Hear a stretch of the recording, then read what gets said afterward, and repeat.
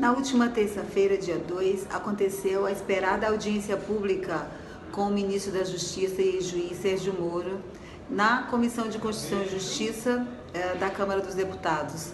Reunidos, na verdade, 3 comissões: a Comissão do Trabalho, a Comissão de Direitos Humanos e a Comissão de Constituição e Justiça.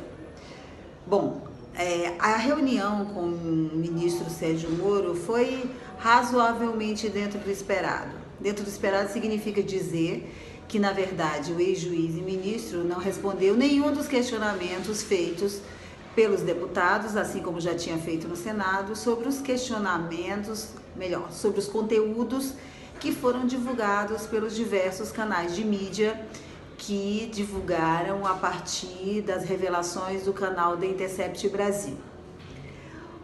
O ex-juiz e atual ministro limitou-se a responder os jargões que já havia respondido no Senado Federal, de que não reconhece os diálogos divulgados, embora não conteste nenhum diálogo em específico. Ele diz genericamente que não reconhece os diálogos porque eles podem ter sido adulterados. Aí faz aquelas acusações de que teve um hacker que invadiu os aparelhos celulares. Afirma que, em sendo verdadeiros os diálogos, ele não vê absolutamente nada demais. Também não disse especificamente sobre qual conduta não vê nada demais. Então, dentro do campo da sua memória seletiva, do não lembro, mas se lembro pode ter sido adulterado, mas se não tiver sido adulterado não tem nada demais. No entanto, ele pontua algumas coisas para dizer que acha que é bastante relevante, como no caso da frase atribuída em Fux eu trust, que é no Fux eu confio, para dizer que confia no ministro do Supremo Tribunal Federal, porque isso lhe convém lembrar, portanto ele acha interessante dizer.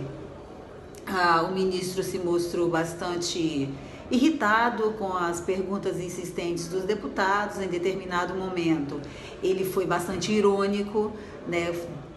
Respondeu com muita aspereza a diversos deputados e obviamente teve o aplauso somente da base do governo, dos deputados que foram lá para fazer claque. Então, na prática, a audiência, para efeito de esclarecimento a respeito de conteúdo das divulgações, ela não teve utilidade, por assim dizer. Serviu somente para que o ministro e ex-juiz reiterasse aquilo que já vem dizendo como forma de se blindar. Algumas coisas são graves nas falas do ministro e ex-juiz Sérgio Moro. Por exemplo, em sua defesa, o ministro Sérgio Moro afirmou diversas vezes que houve vários juristas que escreveram artigos confirmando a sua tese de que os diálogos não têm a menor relevância. Apesar disso, aqui no Brasil, ele citou apenas um artigo escrito, um texto escrito pelo ex-ministro Carlos Mário Veloso. E ficou profundamente irritado quando um dos deputados questionou o fato de que o ex-ministro do Supremo, Carlos Mário Veloso, tem o filho de mesmo nome, agora na lista tríplice da indicação para o Tribunal Superior Eleitoral, cuja decisão cabe ao presidente Bolsonaro com o parecer necessário do ministro da Justiça, por acaso ele, Sérgio Moro. O que significa, evidentemente, que a opinião do ex-ministro Veloso não é uma opinião isenta, é uma opinião interessada.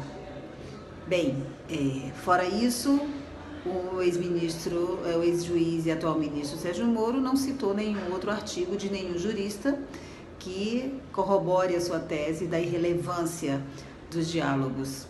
Em contrapartida, um número enorme de entidades como a Ordem dos Advogados do Brasil, o Instituto de Defesa do Direito de Defesa, o Instituto Brasileiro de Ciências Criminais, a Associação Brasileira de Advogados Criminais, a Associação Brasileira de Juristas pela Democracia, a Associação de Juízes pela Democracia, entre outras entidades, todas escreveram nota repudiando o conteúdo dos diálogos e reconhecendo a sua extrema gravidade. a sua extrema gravidade e a prova irrefutável de que aqueles diálogos configuram o conluio e a parcialidade do juiz, são inadmissíveis dentro do processo penal brasileiro.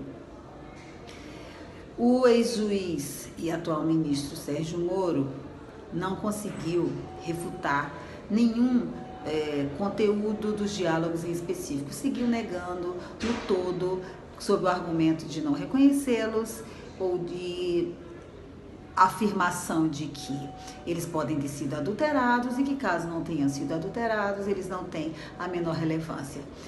Chegou a extrapolar o limite de dizer, no caso da indicação de testemunhas, que ele já havia admitido antes, portanto não teria como negar, que aquilo se tratava de notícia-crime.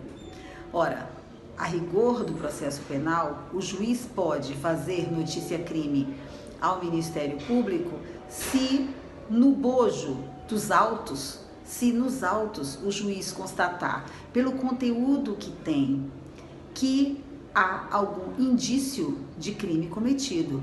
Aí ele retira e envia para o Ministério Público na forma de notícia-crime para que o Ministério Público investigue, averigue se há ali o cometimento de crime. Não se tem notícia de que juízes indicarem testemunhas com vistas à acusação de determinado cidadão, de determinada pessoa, seja notícia-crime, a não ser no processo penal da Lava Jato, que, como já está razoavelmente comprovado, corre diferente do processo penal brasileiro.